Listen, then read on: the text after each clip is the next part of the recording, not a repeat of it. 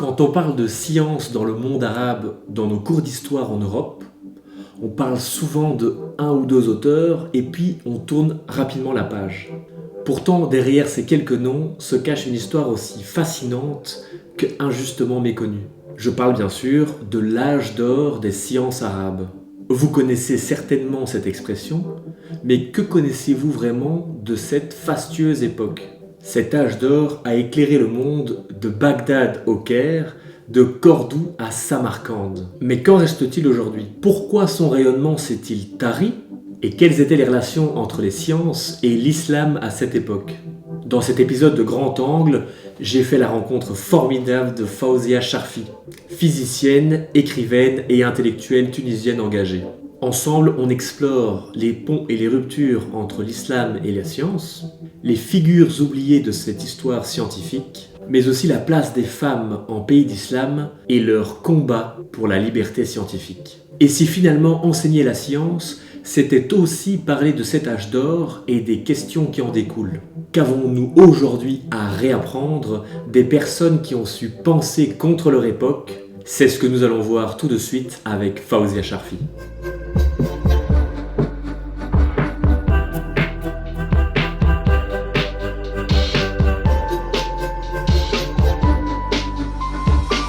Alors durant cette première interview, on va parler de ton livre « L'islam et la science, en finir avec les compromis ». Et puis dans une seconde interview, on va aborder un sujet de conflit en classe entre les registres de science et de croyance et voir comment un professeur peut essayer de se dépatouiller et avoir les outils pour pacifier la situation et gérer tout ça. Ça on va voir dans un deuxième temps, dans une deuxième partie. Mais commençons directement avec ton livre. Tu retraces toute une partie de l'histoire des sciences, de la relation des sciences et des religions, et tu commences avec l'âge d'or. Est-ce que tu peux nous dire un petit peu plus sur c'est quoi l'âge d'or des sciences arabes ? Alors l'âge d'or des sciences arabes, d'abord ça a duré plusieurs siècles, et c'était sous l'Empire abbasside, donc je vais situer, ça a commencé au 8e siècle, et puis alors ça va jusqu'au 13e, 14e, et de manière inégale quand même à travers les siècles. Mais le grand essor, c'est le 8e siècle. Et les Abbassides, alors c'est la deuxième dynastie en pays d'islam, je vais dire un mot sur le fait qu'ils ont choisi de s'installer en Mésopotamie, l'ancienne Mésopotamie, ils ont créé la ville de Bagdad, la ville ronde. Donc vous voyez déjà, la ville ronde, le cercle, c'est la figure parfaite, etc. Donc le signe de la science était déjà un peu là. Et ils ont entrepris un grand travail de traduction, alors pas de n'importe quel texte, mais des textes scientifiques de la tradition grecque, indienne et perse. Et ensuite, il y a eu avancement des sciences. Alors, dans le domaine, par exemple, on parlait de l'Kindi, de l'optique, par exemple, le Kindi, donc c'était un philosophe, il a traduit Aristote, on l'appelait le Faylassouf, le philosophe. Donc, effectivement, il a passé, disons, une bonne partie de sa réflexion portée sur la philosophie, mais à l'époque, on était philosophe et savant. Il s'est intéressé à l'optique, et là, l'optique, bon, ça n'existait pas encore en tant que science, puisqu'à l'époque, on ne comprenait pas trop ce qu'était la lumière. Les Grecs avaient beaucoup travaillé sur ces questions-là, mais pensaient que la lumière venait de l'objet. À quoi s'est intéressé le Kendi, par exemple ? Il s'est intéressé à un phénomène qui était important dans l'histoire, c'est comment, dans la guerre, et du temps de la bataille de Syracuse, a montré comment les Romains ont utilisé ces miroirs ardents. Donc c'est le fait d'utiliser la lumière du soleil, mais de la projeter par la suite à l'aide d'un miroir sur une cible. Et donc, avec ces rayons de lumière, on ne savait pas à l'époque que c'était des rayons de lumière, donc on pouvait atteindre l'ennemi, ouais. l'objectif de l'ennemi. Ensuite, il s'est interrogé pas seulement sur la réflexion, mais comment la lumière se comporte quand elle traverse des lentilles, parce que on peut s'amuser à ça, hein, une petite lentille, on focalise les rayons du soleil et on va effectivement chauffer un endroit. Donc ça a l'air tout bête maintenant, puisque les élèves du secondaire apprennent voilà, comment la lumière se propage, etc. Mais à l'époque, c'était encore mystérieux. Bon, et donc Kendi a travaillé sur les anciens, les textes grecs, essentiellement grecs, hein, c'était sur cette question-là. Quand on parle aujourd'hui d'algorithme, ça vient de Khawarizm. Hein, c'est l'appellation, enfin c'est latinisé, quoi. Alors, Khawarizmi est l'inventeur de l'algèbre, en fait. Donc, il s'est intéressé à la science du calcul, mais il s'est intéressé alors, à l'algèbre dans la mesure où il a essayé de résoudre des problèmes, et à l'époque on avait des problèmes d'héritage, etc. à résoudre, ou bien des problèmes de partage de terrain. Donc c'est vrai que ça partait parfois de problèmes concrets, mais Khawarizm connaissait tous les savants en mathématiques de la tradition grecque, il connaissait Euclide bien sûr et d'autres, et son nom reste quand même parmi les grands inventeurs de l'algèbre. Bon, je vais citer deux autres noms, parce que je suis physicienne quand même. Je vais citer deux contemporains, Biruni, je vais le prononcer à la française, et Ibn Haytham, qu'en latin on appelle Alhazen. Ils ont vécu donc à la même période. Alhazen venait des pays arabes et il s'est installé au Caire. Alhazen était passionné de toute la science. Alhazen a écrit sur l'astronomie, sur Ptolémée, il s'est interrogé sur le système de Ptolémée, mais surtout Alhazen a compris que la lumière venait de sa source, pas de l'œil, mais quand elle vient du soleil, donc elle est son origine, c'est la source lumineuse, et pour ça, en fait, il est un des premiers à avoir mis en œuvre ce qu'on appelle la méthode expérimentale. Et donc, il a utilisé un objet pour exercer cette pratique de l'expérience, c'est-à-dire, c'est la chambre noire, la camera obscura, qui a été après utilisée par les photographes, etc. Et donc, Alhazen a bien distingué ce qui est la part de la vision et ce qui est la part de l'optique, c'est-à-dire l'étude des rayons lumineux. Et il a développé cela, il s'est intéressé aussi à la mémoire visuelle. Il a un schéma, par exemple, de l'œil avec la rétine, etc., extraordinaire. Alors c'est vrai qu'à l'époque, on pensait que ce qui était le transmetteur au cerveau de la lumière, c'était le cristallin, et non pas la rétine. Bon, mais enfin, il a des traités sur la lumière qui restent d'un très grand intérêt pour l'histoire des sciences. Et Biruni, alors pourquoi je veux en parler là, parce qu'il y a quelque chose qui est intéressant. Aujourd'hui, beaucoup pensent que la Terre est plate parce que, voilà, les anciens pensaient que la Terre est plate, pas du tout. En tout cas, en terre d'islam, aussi, on pensait que la Terre était ronde et pas plate. Et Biruni, qui s'est beaucoup intéressé à l'astronomie, qui a de grands traités d'astronomie, il s'est intéressé aussi à mesurer le rayon de la Terre. Il a mesuré le rayon de la Terre avec la mesure de 3 angles et d'une distance, avec une précision absolument étonnante. Deuxième chose sur Biruni, parce que souvent quand on oppose la science des anciens à la science moderne, bon, quand on parle de science moderne, ça veut dire que c'est la science mathématisée, mais c'est la science qui est analysée, c'est cette méthodologie scientifique qui se développe petit à petit.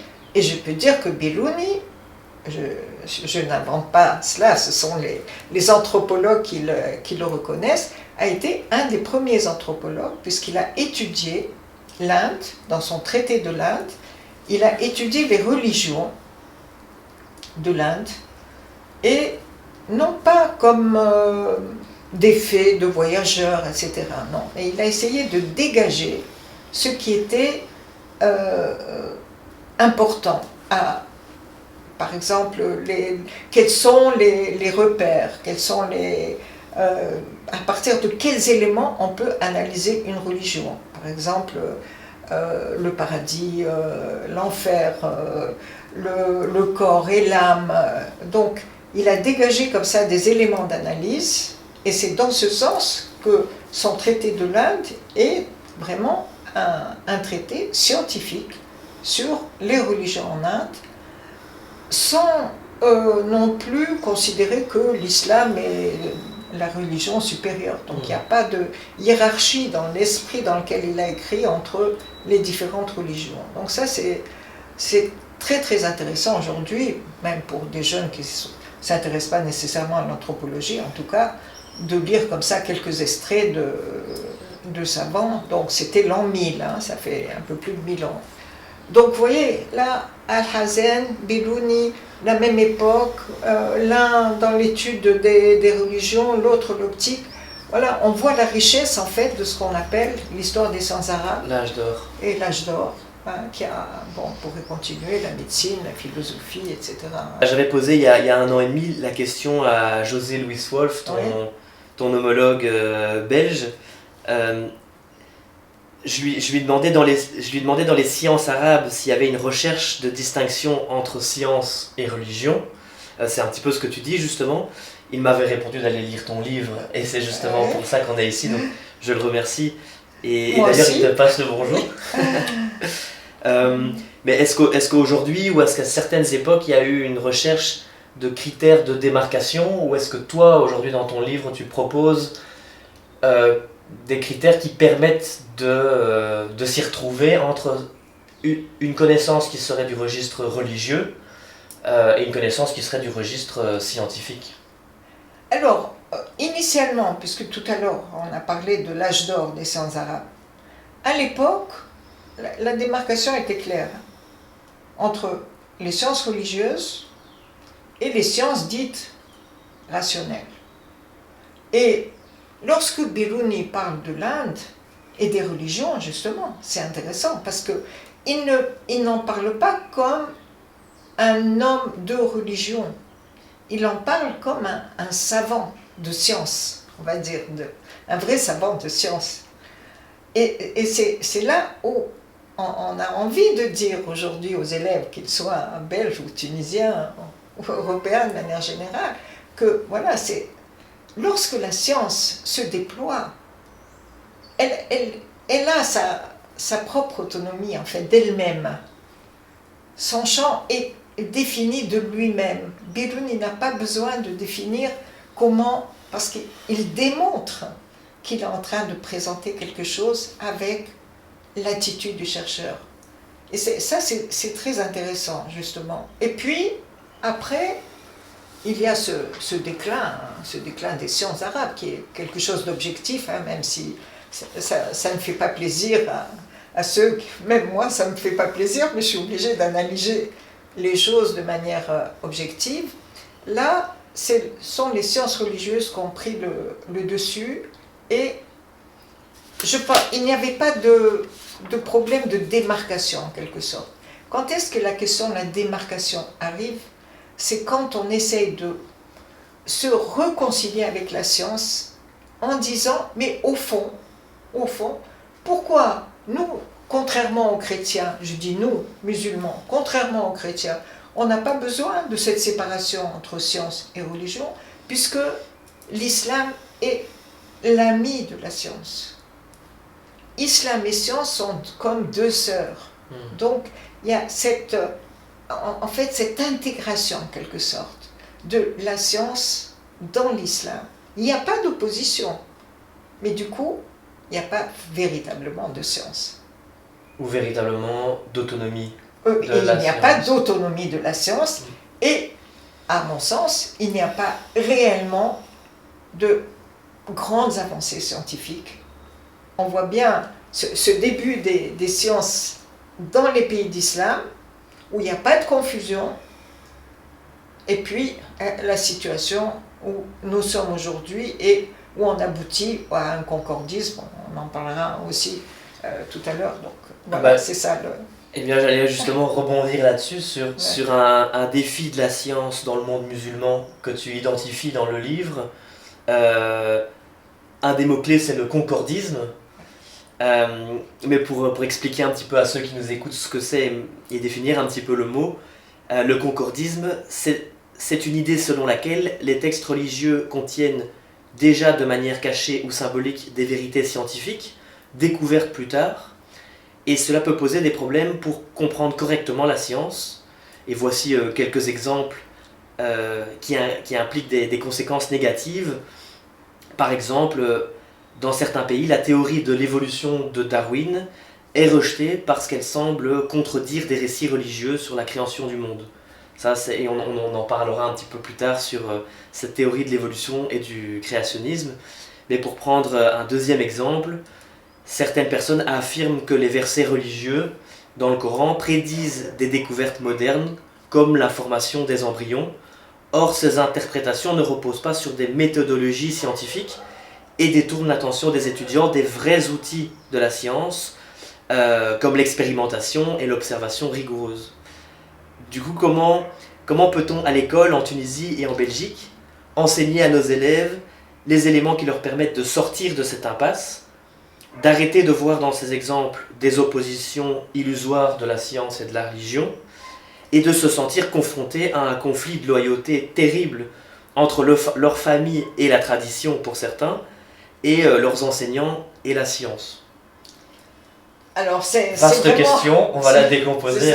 C'est vraiment la question clé. La question clé. Parce que cette confusion, donc science et religion, d'abord c'est l'illusion. L'illusion d'un conflit entre la science et la religion. Je pense que là, moi, si j'avais des élèves face à moi, ça me ferait d'ailleurs très plaisir d'avoir des élèves face à moi, je commencerai par leur exposer l'histoire de la science. Pas l'histoire des sciences, mais l'histoire de la science. Comment la science est construite, comment elle s'est élaborée, c'est un long chemin de construction. Bon, et comment d'abord le point de départ, tous les êtres humains s'interrogent sur le monde, c'est l'univers, on regarde le ciel, on se demande qu'est-ce que c'est, ces étoiles, les astres errants, la lune, etc. Bon, il se passe des choses quand même au-dessus de nos têtes. Donc, c'est vrai que là, si on s'interroge sur l'histoire de la science, comment on a procédé pour arriver à interpréter en fait le monde qui nous entoure. La réalité. Ouais. Donc, c'est le point de départ, le conflit dont on veut parler, ce conflit illusoire, c'est certaines personnes qui l'ont instauré ce conflit. Parce qu'initialement, pourquoi y aurait-il de contradiction entre l'interrogation qu'on a sur le monde, l'envie de comprendre, de décoder, d'interpréter, et d'autres considérations qui sont religieuses. Pour moi, c'est un premier début de ta question. Aborder l'histoire des sciences. Alors, aborder l'histoire des sciences, mais en expliquant le chemin qu'il a fallu pour expliquer la science, comment elle s'est construite et comment, petit à petit, donc, on est arrivé à l'autonomie de la science. Parce qu'il y a une histoire de conflit derrière l'autonomie de la science. Ça, c'est un premier point. En Europe, au moment où il y avait l'âge d'or des sciences, il ne se passait rien de particulier au niveau des avancées scientifiques en Europe. Et quand l'Europe a commencé à traduire, d'ailleurs, toute cette science qui était écrite en arabe, parce que quand on dit science arabe, ce n'est pas la science des Arabes, je n'ai pas précisé tout à l'heure, mais c'est la science traduite en arabe, écrite en arabe, pas traduite, mais pensée puis écrite en arabe, même si beaucoup de savants, Biruni n'était pas arabe, il était perse. Donc, Khawarizmi, la même chose, il était du Khorasan, donc il y a cette science écrite en arabe. L'Europe traduit toute cette littérature scientifique de l'arabe vers le latin. Et alors à ce moment-là commence un peu, c'est le début de la renaissance scientifique en Europe. Et qui aboutit à ce conflit. Tout le monde connaît le grand problème qu'a eu Galilée, ces deux procès. J'espère que beaucoup connaissent Giordano Bruno, qui a été brûlé, on dit brûlé vif, mais brûlé tout court, hein, parce qu'il a osé proposer un univers où il y a une infinité de mondes. Voilà. Donc, voilà, le conflit, c'est vrai qu'il y a eu des conflits, mais ces conflits ont été provoqués, en fait, par les autorités religieuses et ceux qui ont proposé de changer le regard sur le monde. L'Église ne pouvait pas admettre, l'Église catholique n'admettait pas que Giordano Bruno, qui lui-même pourtant était chrétien, c'était un dominicain, un frère dominicain, Copernic qui a proposé de décentrer la Terre, c'était un chanoine, donc c'était aussi un homme de religion en fait. Mais voilà, on ne pouvait pas accepter qu'il puisse bousculer ce que l'Église a toujours proposé comme représentation du monde, représentation de l'univers.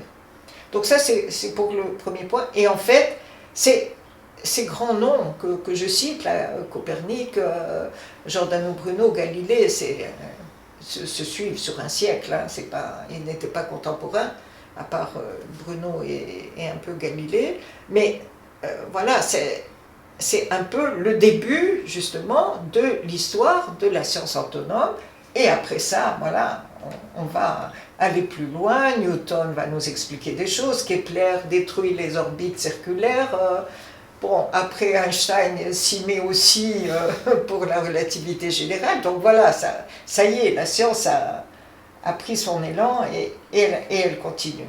Tu parles à un moment dans ton livre, à un moment où on arrive dans l'histoire de la relation science et islam, à une époque que tu me resitueras, où on se bloque dans cet esprit créatif, parce que, pour relire mes notes, la méthode scientifique exclut les explications surnaturelles basées sur l'intervention divine, tandis que certaines approches religieuses y voient une nécessité.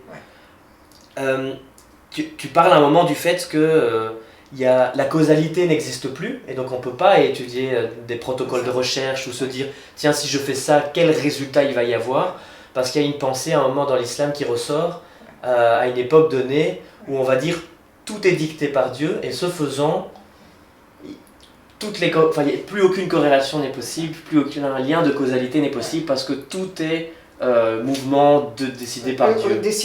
Et là, on se retrouve dans une sorte d'impasse philosophique et scientifique, où la femme et l'homme de science ne peut plus rien faire face à cet argument-là. Ça, c'est fondamental. Effectivement, quand on étudie l'évolution de la science en pays d'islam, on arrive à cette période de basculement que je développe dans mon livre « L'islam et la science », 11e siècle.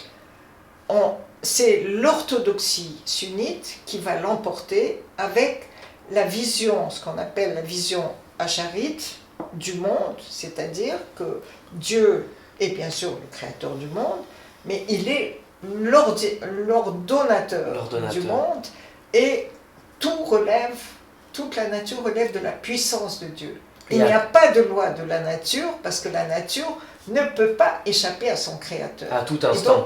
À tout instant. Ouais, et donc il n'y a pas de causalité. Et donc Dieu est derrière la cause première, et il est derrière les causes secondes.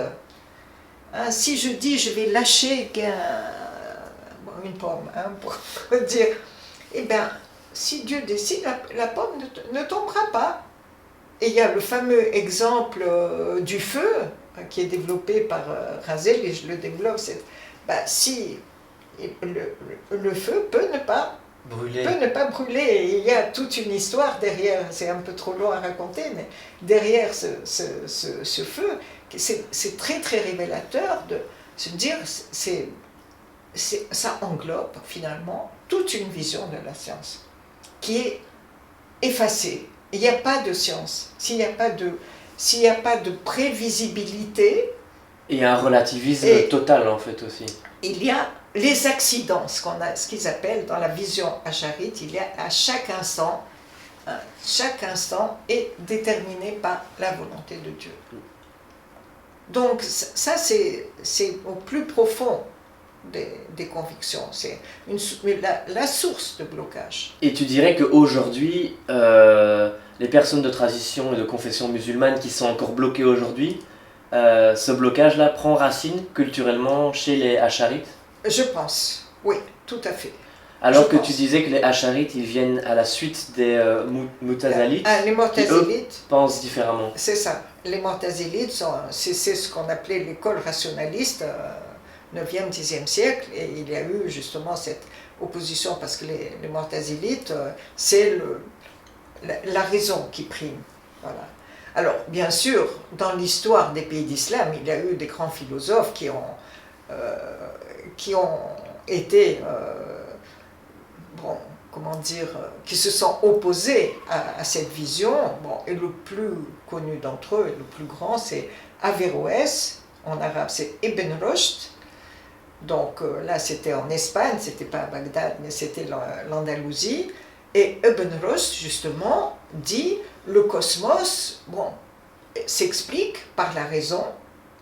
Donc, lui, il développe, et malheureusement, en fait, Averroès, pourquoi on retient le nom d'Averroès? Parce que ce grand philosophe a été adopté dans le monde chrétien, mais il n'a plus été reconnu dans le monde d'islam, enfin, ou très peu, disons, que c'est plus. Et alors, Averroès, donc, a un grand traité où, un siècle après Razeli, donc, il répond à Razeli qui refusait la démarche des philosophes, etc.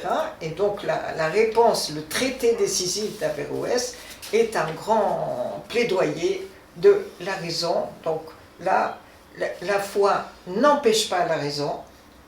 Et en fait, c'est ça qu'il faut retenir comme leçon. On va passer maintenant aux solutions pour un renouveau scientifique dans les pays d'islam.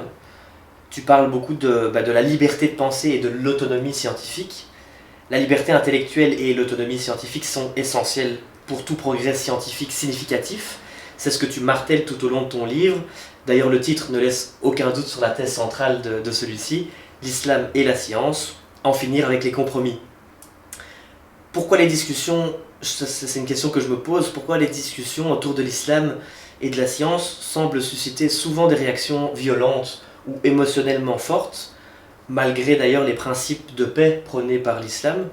Et donc j'ai 3 sous-questions. Est-ce que tu as personnellement fait face à des discours de haine ou de violence en cherchant à libérer la science de son influence religieuse? Et si oui, comment tu as réussi à surmonter ça et garder foi dans... Bon, c'est un peu paradoxal de dire ça, mais garder foi en ton combat de libérer la science. Alors, à vrai dire, je n'ai jamais eu de réaction violente. Okay.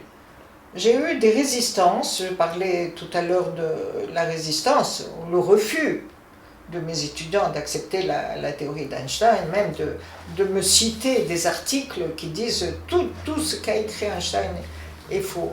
Alors, mais ça ne signifie pas que ça n'est pas facile, parce que, bon, c'est pas agréable d'avoir des réactions violentes, mais c'est en tout cas, dans tous les cas, quelle que soit la nature de la réaction, c'est effectivement difficile de proposer. De faire une médiation avec ça. De faire une médiation avec ça. Alors, moi, je dirais d'emblée que c'est un long chemin. C'est un long travail que, effectivement, c'est très difficile de faire face comme ça. Tout à l'heure, j'ai dit, je parlais de l'émotion par rapport à la science. La science est difficile à expliquer. Et parfois, effectivement, il me semble qu'il faut expliquer ce qu'est la science plutôt que de continuer. Je pense que la confrontation ne permet pas de convaincre l'autre. Et j'en viens à la dernière question de cette interview. Il y a aussi un autre décentrage, je pense qu'il est utile de faire en Occident, mais sans doute en pays d'islam aussi. C'est celui de l'homme et de la femme, ou du patriarcat. Parce que tu en parles un petit peu dans ton livre, c'est le rôle de la femme dans la science. Tu parles du rôle des femmes dans ce combat, et donc ma première question c'est pourquoi et quel obstacle reste-t-il à surmonter pour l'émancipation de la femme, pour qu'elle puisse contribuer à l'émancipation de la science? Comment peut-on promouvoir activement la participation des femmes à la science en Tunisie ou ailleurs, que ce soit en Europe ou dans d'autres pays musulmans? Bon, merci pour ce décentrage qui me concerne directement. Alors, moi, mon point de départ, c'est l'égalité. L'égalité entre les hommes et les femmes. Ça, c'est universel. Et ça doit dépasser toutes les religions, toutes les traditions, c'est le principe, le point de départ. Et d'ailleurs, je dirais à titre personnel, moi, j'ai décidé d'aller dans ces matières scientifiques, de faire de la physique, à un moment où très peu de femmes faisaient de la physique. Et mon père, qui était lui-même scientifique, a complètement été ravi parce que lui, justement, il considérait que le futur de la Tunisie, c'était la science, c'était avoir des chercheurs en physique, etc. Et il m'a encouragé. Et en fait, il m'a encouragé. Mon frère et moi, nous avons 1 an d'écart. Et à l'époque, nous étions toujours un peu en compétition quand on a juste 1 an d'écart. Tous les deux, nous sommes allés vers la science. Et pour mon père, c'était tout aussi valable que j'aille dans le domaine de la physique en étant une fille. Donc ça, je pense que ça, C'était un homme très moderne pour son époque. C'était un homme très moderne. J'ai eu une chance extraordinaire. Ouais, c'est magnifique. J'ai eu une chance extraordinaire. Souvent, je dis, j'ai pas eu tellement de mérite parce que, voilà, en fait, j'ai été très protégée par mon père. Bon, bien sûr par ma mère aussi, mais je veux dire mon père en tant que, puisqu'on parle du patriarcat. En tant qu'homme, quoi. Voilà, en tant et qu'homme. Garant en potentiel. Et mes 2 grands-pères en tant qu'hommes. Et ça, il faut que les hommes sachent ça.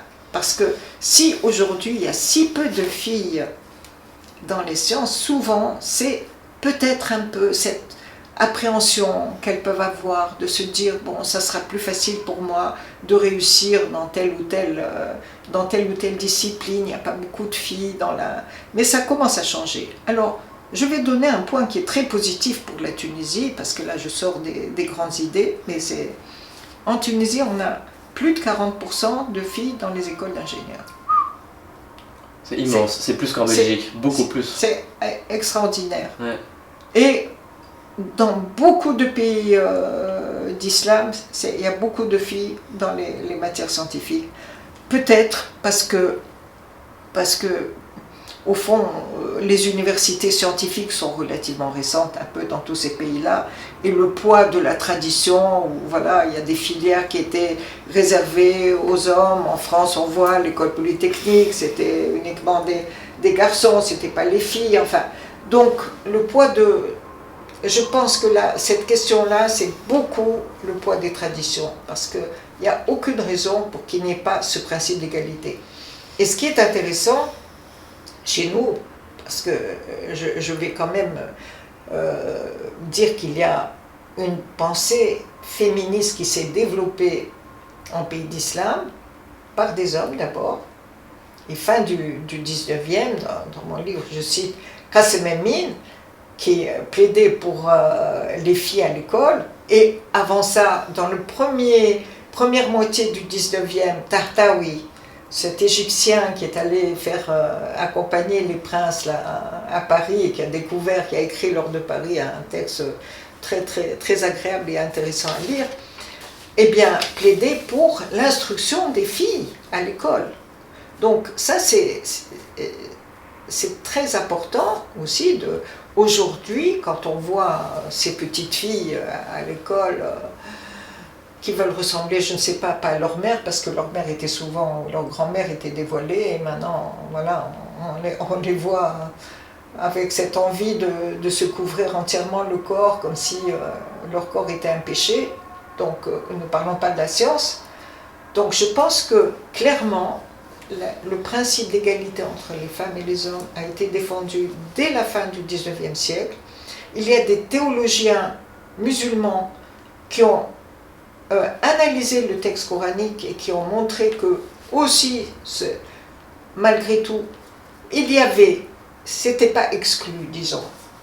Mais je ne suis pas théologienne, donc je préfère plutôt te garder de répondre à ça. Voilà. Alors, l'encouragement, je pense que l'encouragement en sciences, c'est beaucoup une question de préjugés. Alors, moi, il y a une question que je me pose, c'est de me dire peut-être dans les années à venir, il y a peut-être plus de chances d'avoir des filles dans les sciences, mais je vais parler aussi de l'intelligence artificielle d'un certain point de vue, parce qu'avant, on donnait la petite voiture au garçon et puis la poupée à la fille. Bon, maintenant c'est l'ordinateur aux deux. Alors peut-être que là, peut-être que ça va rééquilibrer les choses. Mais il y a une inquiétude, parce que là je veux la transmettre, cette inquiétude.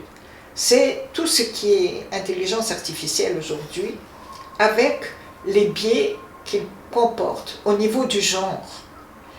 Et c'est peut-être pas nécessairement volontaire, ça peut être involontaire, parce que ceux qui mettent en œuvre ces algorithmes, en fait, se basent sur une société qui est inégalitaire.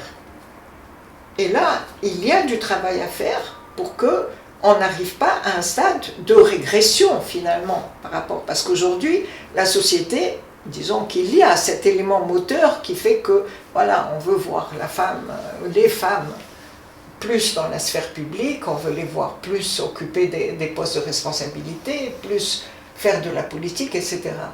Mais il y a cet outil qui nous inonde, et je suis scientifique, je travaille avec tous les outils qui sont là, mais avec vigilance et lucidité, ces outils risquent d'être des outils de régression par rapport à la question du genre.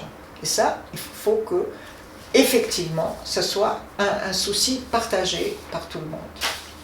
Le droit islamique, c'est-à-dire la charia, est un droit qui est très discriminant par rapport aux femmes. Il y a beaucoup de discrimination par rapport aux femmes, et quand je parlais d'égalité entre les hommes et les femmes, qui est mon point de départ, c'est tout sauf le point de départ de la charia qui est inégalitaire à l'égard des femmes.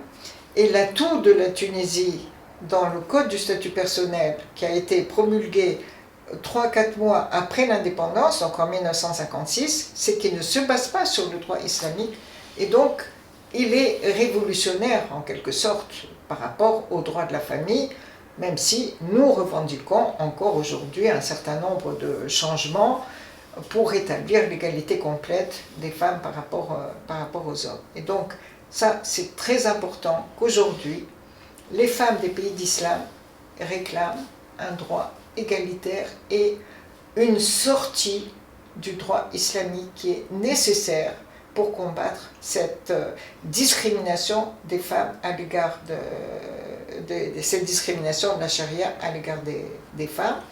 Deuxième point aussi, juste pour conclure aussi sur les femmes, c'est le fait qu'il faut lire ce qu'ont écrit des théologiens déjà dans le premier quart du XXe siècle sur la question de l'égalité entre les femmes et les hommes, donc, et sur la question du voile, et qui disait que le voile n'est pas une nécessité religieuse dans le texte coranique. Donc ça, libérez-vous, les jeunes filles, ne suivez pas ce que vous disent les islamistes, votre corps n'est pas péché, Et voilà, laissez vos cheveux libres dans le vent, c'est ce que réclament les Iraniennes aujourd'hui, avec beaucoup d'énergie et beaucoup de courage. Et tu penses à quel auteur? Est-ce qu'il y a notamment Mansour ou c'est d'autres auteurs Alors, encore? justement, Si tu peux citer quelques auteurs et quelques livres. Alors, je vais citer fin du 19e, c'est Qassem Emin. Et début du 20e, il y a un petit livre extraordinaire, je dis un petit livre parce que vraiment il se lit comme... c'est extraordinaire, c'est la thèse de Mansour Fahmy sur les femmes dans l'islam. Et il explique justement toute la question du patriarcat, il explique que la situation inférieure des femmes n'est pas liée à l'islam en tant que religion, mais c'est justement l'histoire aussi qui a abouti à cela. Et ce qui est très intéressant chez Mansour Fahmy, c'est que c'est pas un texte de théologien, c'est un texte de sociologue. Et il décrit merveilleusement, il a été bien sûr très critiqué quand il est... Donc mais ça c'est 1913. 1913, c'est ça, ouais. 1913, il y a plus d'un siècle. Alors que les jeunes filles lisent Mansour Fahmy, peut-être il va les convaincre. Enfin, le théologien dont je parlais, c'est un théologien tunisien, Tal Haddad, 1930, et il écrit un livre sur l'émancipation de la femme. Et c'est là qu'il décortique les versets du Coran pour dire non, vous pouvez interpréter les choses autrement. Et puis, c'est vrai qu'il y a des versets qui ne sont pas satisfaisants pour le statut des femmes. Mais moi, en tant que théologien, je vous dis, voilà, l'islam a proposé cela, mais les choses doivent évoluer. Et c'est comme ça. Dans toutes les religions, il y a une grande question qui est celle de l'interprétation et de faire évoluer les sociétés. Ça, c'est une très belle leçon. Malheureusement, il a perdu son diplôme parce que ses collègues de la Zitouna, de l'université traditionnelle, ne voulaient pas admettre cette vision révolutionnaire. Mais je pense qu'aujourd'hui, un siècle après, on peut suivre, et c'est ce qu'a fait Bourguiba d'ailleurs, on peut suivre vraiment cette lecture de Tal Haddad pour ceux qui ne veulent pas se détacher de la tradition. Voilà, lisez des sociologues, mais lisez aussi des théologiens révolutionnaires. Tu disais qu'il y avait quelques aspects en Tunisie qui manquaient encore, tu penses à quels aspects? C'est la question des successions. Ah oui, d'accord. Oui. Le droit successoral est un droit inégalitaire, c'est-à-dire que la fille a la moitié de la part du garçon,